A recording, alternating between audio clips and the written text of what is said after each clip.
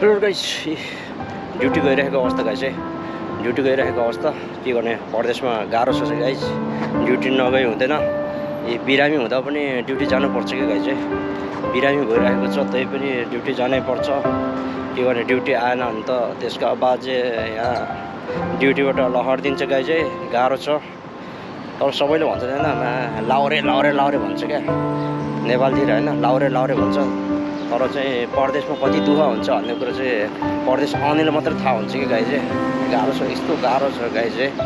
के गर्ने, यस्तो बिरामी हुँदा पनि ड्युटी आउनु परेकै छ।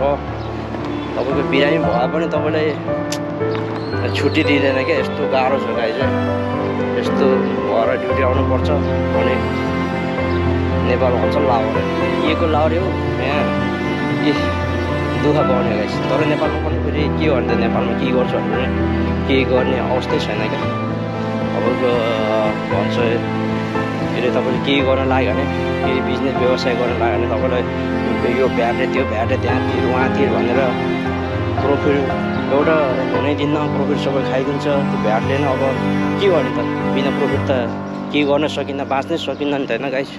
त्यो भएर आउनै पऱ्यो। धेरै गाह्रो छ परदेशमा, नेपालको स्थिति त्यस्तै। त्यो भएर एकदम गाह्रो छ गाइस, गाह्रो। ड्युटी बिरामी छु म होइन, तर पनि ड्युटी आइरहेको छ क्या। तर के गर्ने, आउनै पऱ्यो। ड्युटी नआइकन त हुँदैन फेरि। यहाँ ड्युटी आएन भने त यहाँ जागिरबाट फेरि तपाईँलाई किकआउट गरिहाल्छ होइन। गाह्रो छ, एकदम गाह्रो छ नि। त्यो भएर यत्तिकै ड्युटी आइरहेको गाइस है। बिरामी हुँदा पनि ड्युटी आइरहेको guys. Okay guys, bye bye, see you.